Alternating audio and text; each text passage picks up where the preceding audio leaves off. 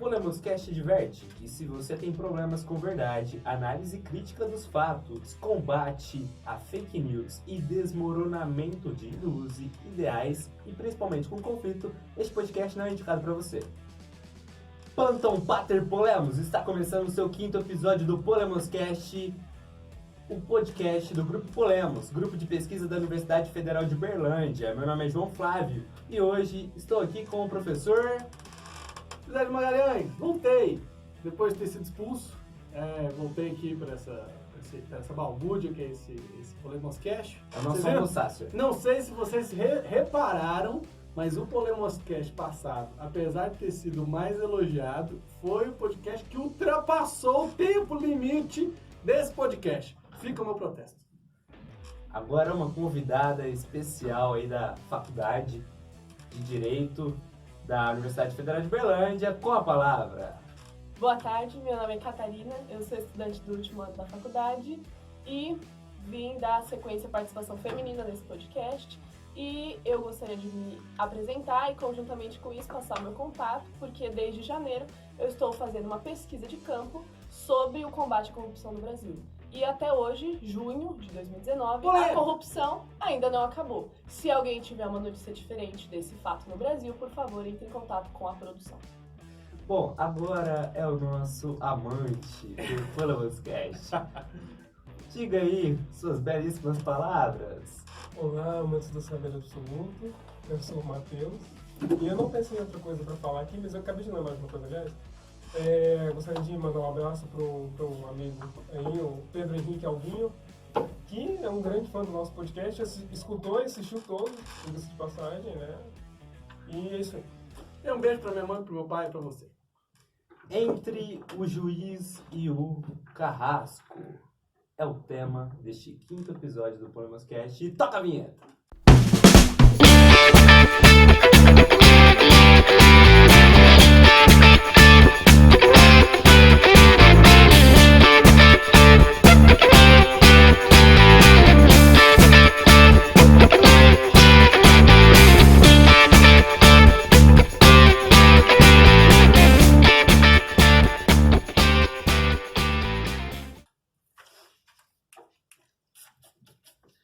Era uma vez uma terra sem lei.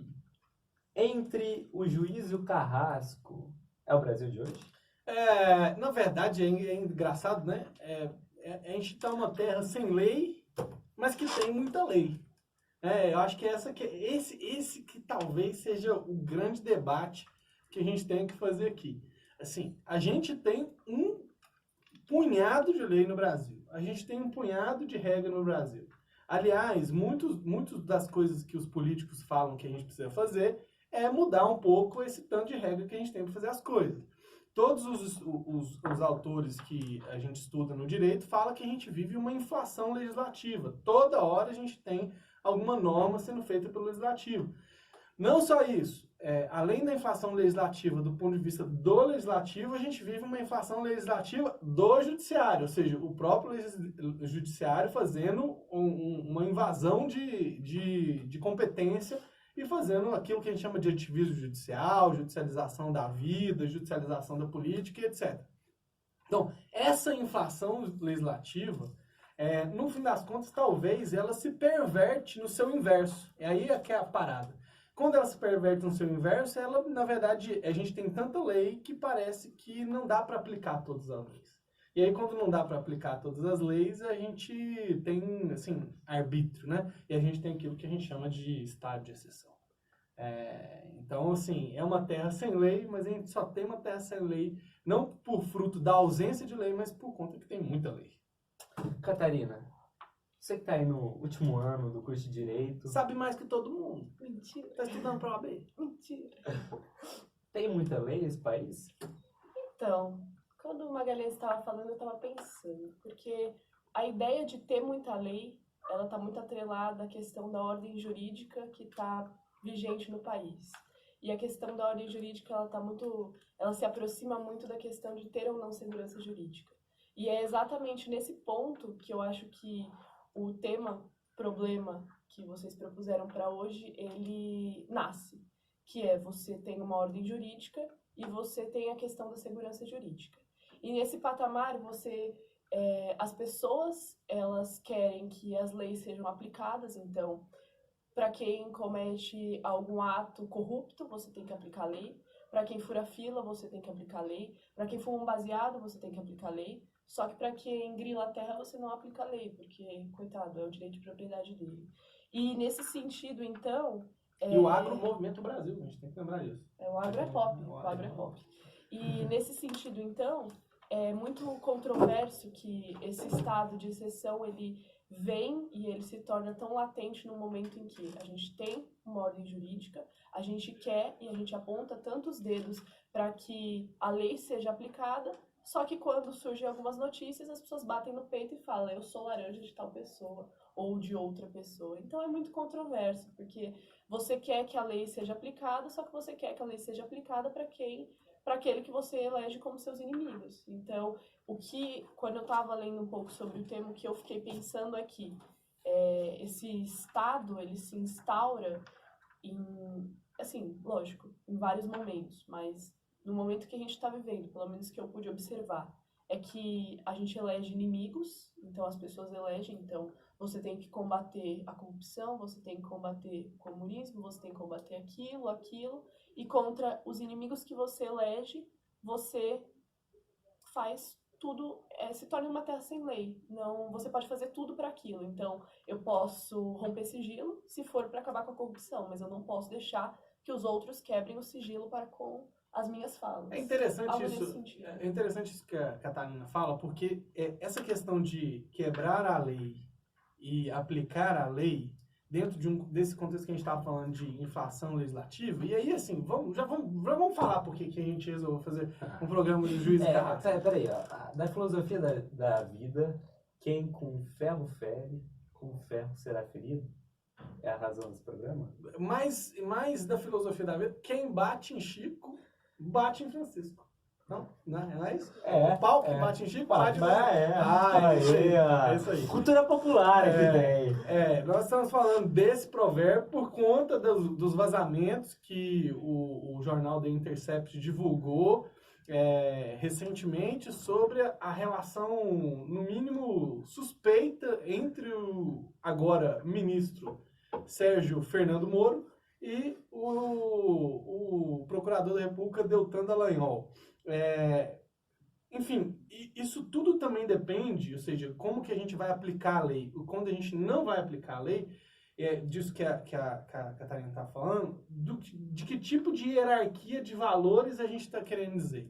Então, por exemplo, dentro do contexto social, do que a gente chama de opinião pública no Brasil hoje, que a gente sabe que não é muita coisa, mas dentro do contexto da opinião publicada, né, desse sentido que a gente tem sobre o que é dominante e o que não é, parece que não pode-se fazer tudo para diminuir a desigualdade, mas pode-se fazer tudo para combater a corrupção. Ou seja, a corrupção está numa hierarquia de valores, por exemplo, acima da desigualdade. Então, olha só, você pode quebrar a lei, ou seja, você pode violar a lei para combater a corrupção, mas você não pode violar a lei para poder combater a desigualdade. Ou seja, eu acho que nenhum de nós aqui estamos defendendo violar a lei, mas o que a gente pode concordar aqui, eu acho, é que, dependendo de como a hierarquia de valores de alguém esteja estabelecida, então a lei, em determinado caso, ela serve a um fim e em outro caso não, por conta dessa hierarquia de valores. Então é muito interessante ver, por exemplo, como os defensores do ex-presidente Lula, ao muitas vezes defendê-lo, falam que sim, bom, ele tirou 40 milhões de pessoas da pobreza, um monte de gente saiu da linha da miséria, e assim por diante, como se esse fato dele ter tirado 40 milhões de pessoas da miséria anulasse os eventuais supostos atos corruptos que ele tenha cometido. Não anula, mas veja, isso é uma hierarquia de valores. E não dá pra gente tirar esses dois fatos do mundo. Ou seja, esses dois fatos estão no mundo, no governo dele. 40 milhões de pessoas saíram da miséria e no governo dele muitas relações promíscuas também foram feitas. Se ele é individualmente culpado ou não, é outra história, mas que as relações promíscuas foram reveladas, foram. De outro lado, só para já passar a palavra para a Catarina, A mesma coisa acontece com o caso dos vazamentos. Então, nós tivemos essa revelação, a Lava Jato, de fato, descobriu um esquema de corrupção importante, que era o esquema das empreiteiras com a Petrobras e com o governo, mas isso está no mundo, a Lava Jato descobriu, isso é verdade, mas, ao mesmo tempo, a Lava Jato também descumpriu a lei. E com esses vazamentos, também descumpriu a lei e fraudou o princípio da ampla defesa, fraudou o princípio contraditório e assim por diante. Ou seja, não adianta, sabe? As duas coisas aconteceram, as duas coisas estão no mundo. E se a gente for colocar isso numa hierarquia de valores, a gente vai deixar de aplicar e de ter aquilo que a Catarina falou, da segurança jurídica. Neste país, nem mesmo a Lava Jato esteve imune à ilegalidade. Né? Parece que até quem é o juiz, em algum momento, foi justamente o Carrasco. Catarina ou Matheus, quem vai dar continuidade aí? Assim, eu queria fazer um apontamento, né? E essa reflexão a gente já vem propondo aqui há algum tempo. E assim, eu já vou direto à conclusão, que é o seguinte. E a gente já falou aqui, eu penso que existe uma inversão que faz com que o direito passe a ser um instrumento do poder. E, assim, isso é claro, né? Tem toda uma digressão que eu até pretendo depois fazer para explicar isso. Só que é muito claro quando o Magalhães fala que a corrupção é a prioridade, e ela é tão prioridade que ela legitima uma exceção, né? E o engraçado é que eu quero fazer agora uma retrospectiva, o último episódio que a gente falou sobre condominialização. Aquele que pratica a corrupção, ele é expulso do condomínio. Então é aquela lógica do vigiar e banir, né? De que, pelo menos nessa esfera midiática criada, a gente tem como que fala isso? A gente tem a utopia não como um negativo futuro que conforma a realidade. Alguém leu minha tese. Mas a gente tem, na verdade, o contrário. A gente vivendo a utopia, e quem rompe a utopia deve ser banido, né? E a corrupção dói tanto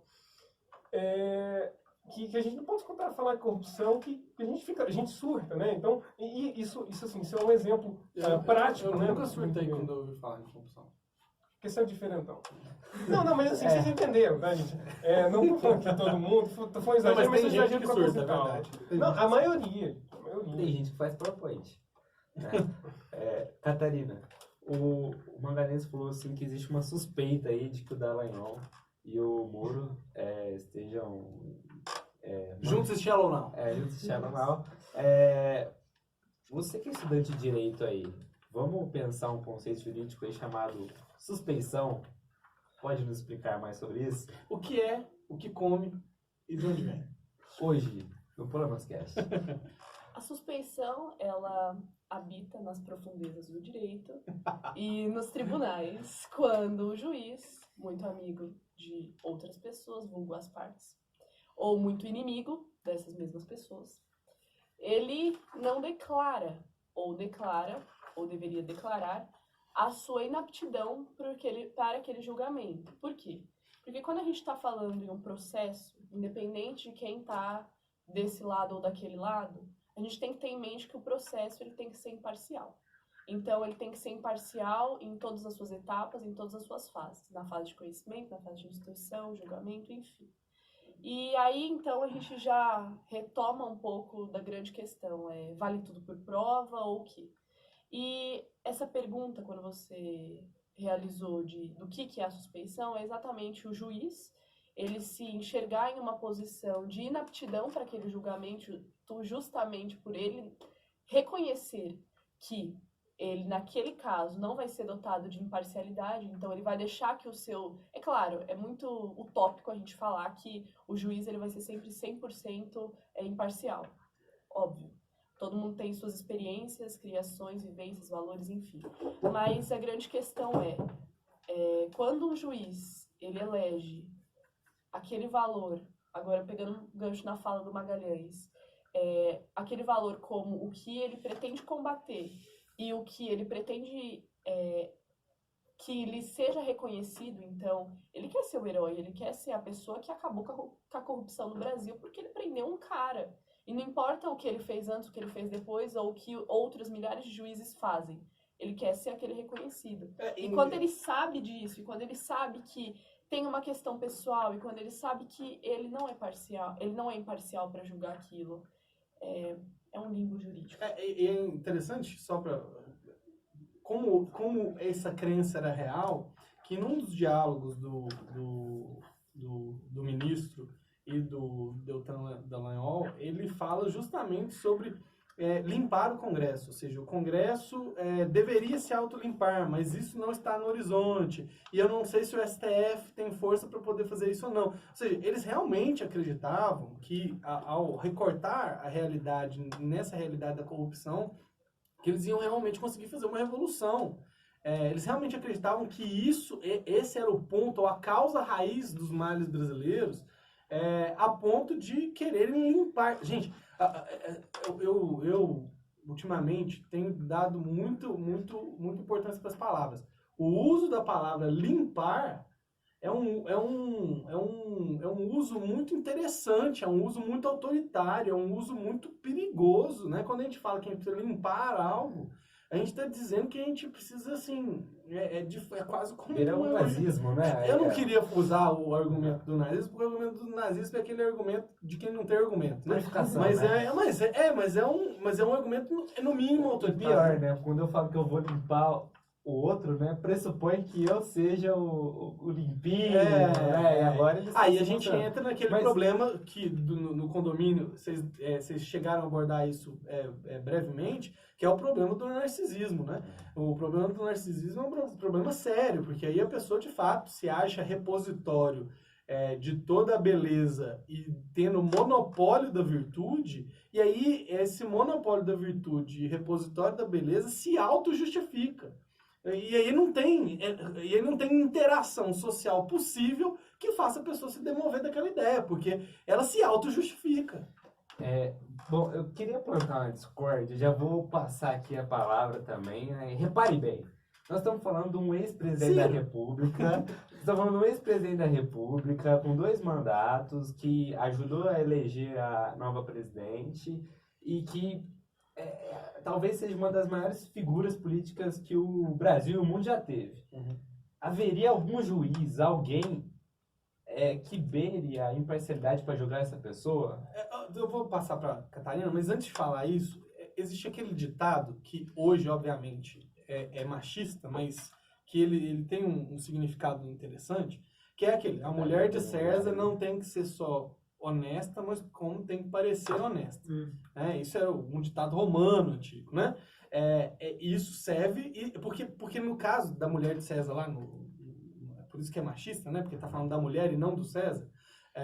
Mas a mulher de uma figura dessa não é só uma mulher, né? Não é a esposa, é uma figura pública. Então vamos transplantar isso para as figuras públicas. As figuras públicas não só devem ser honestas, mas como elas devem parecer honestas. E o que isso significa? Por mais que a gente tenha as nossas experiências, por mais que a gente tenha as nossas ideologias, as nossas predileções ideológicas e assim por diante, nós precisamos manter uma equidistância. Ou seja, nós precisamos exercitar essa equidistância. De modo que, na hora que alguém vê um juiz atuando, a percepção não seja uma percepção de parcialidade. Porque, veja bem, mesmo aquelas pessoas que concordam com o Moro na sua cruzada, olha a palavra que eu usei, cruzada, contra a corrupção, dificilmente elas gostariam de ser julgadas pelo Moro. Porque mesmo que eles concordem com ela, por quê? Porque eles sabem que ele está dentro de um determinado viés. Não é à toa, gente, que o judiciário brasileiro tem a confiança de somente 24% da população. Isso é uma confiança baixíssima. E mesmo com a Lava Jato. E no Fux? Qual é a porcentagem? We trust. Catarina. Então, é que eu tava aqui pensando. Não, pula. Não sei o que eu vou falar. Passa ou repassa? Matheus. Se errar, Matheus, toca na cara. Como que é? Enfim. Só o que você fala por último? Não foi muito trouxa no Fux.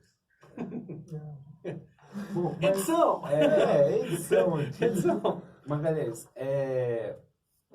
eu vejo aí na sua análise muita sociedade do espetáculo, né? Porque a aparência, ela é... Mas a aparência para as coisas públicas, ela tem relevância.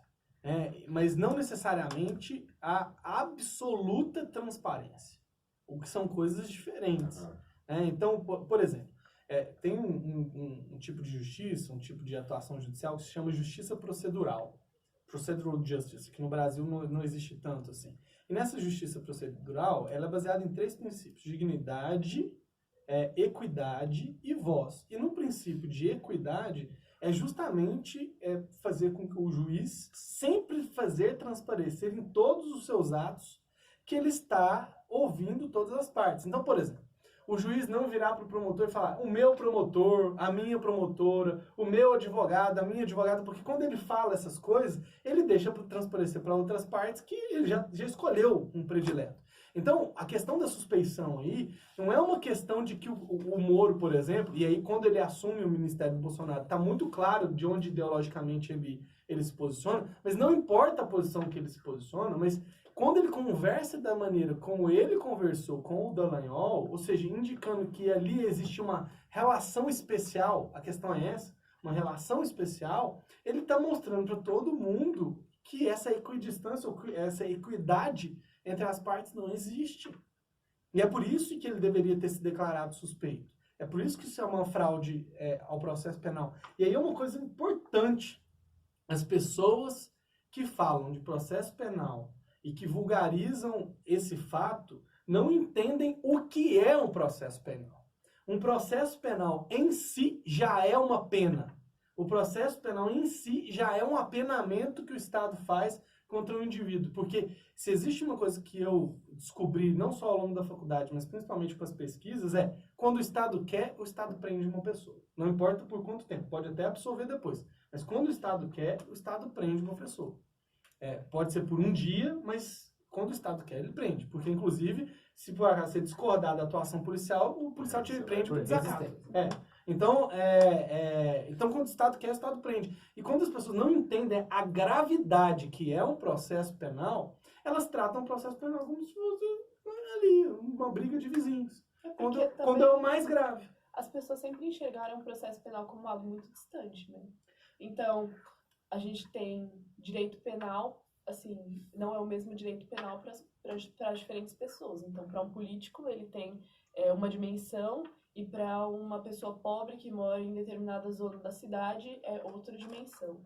E, além disso, um fator que eu estava pensando é a própria questão da mídia, e de como a mídia atua em relação a intensificar essa glorificação de um lado e, ao mesmo tempo, incentivar o punitivismo do outro.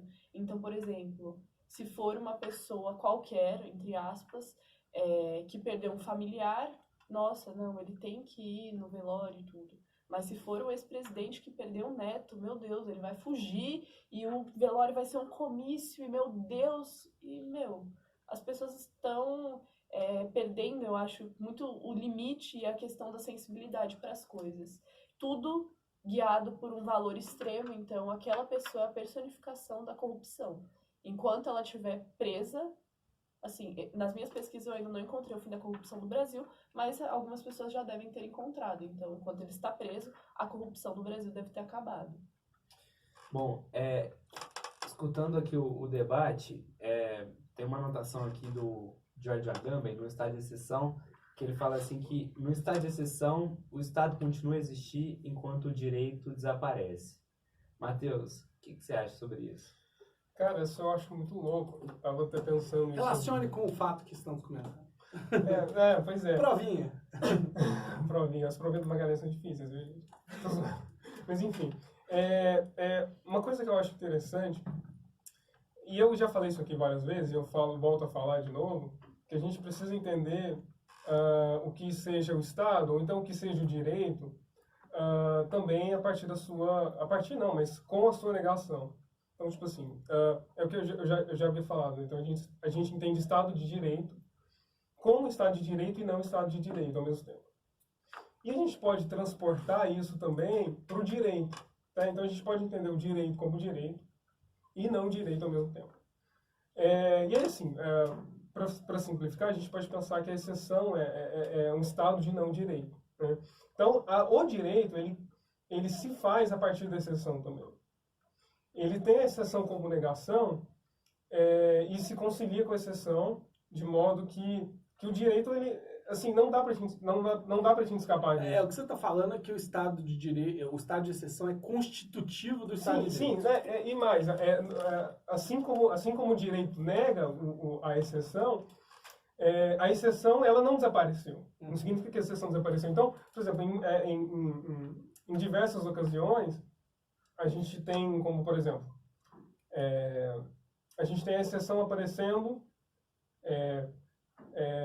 O professor Raoni até fala, né, que o direito é uma maneira sofisticada de fazer política. Então, às vezes o direito ele aparece como uma sofisticação da política que é muito da exceção.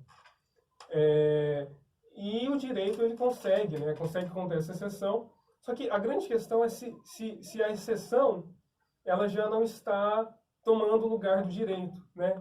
De modo que o direito ele passa a ser um instrumento do poder, mas um instrumento do poder escancarado, como a gente viu agora. É aquilo que aí o Agami chama da exceção ter se tornado paradigma de governança, sim. né? E aí é por isso que é tão perigoso quando a gente assume um valor tão absoluto, ou seja, quando a corrupção se torna na hierarquia de valores, né, ou contra a corrupção se torna na hierarquia de valores tão absolutas, porque aí ela flexibiliza toda a aplicação da lei. Então, pela corrupção eu posso fazer tudo. Porque aí é que fica o grande lado. Se a gente flexibilizar a lei, então a gente está à disposição da decisão de quem tem poder. Ou seja, qualquer decisão é uma decisão legítima quando a gente pode flexibilizar a lei, né? É isso, assim. Então, por exemplo, não pode ter forma de lei que vamos abordar mais pessoas pretas e jovens do que pessoas brancas. Isso não pode estar na lei.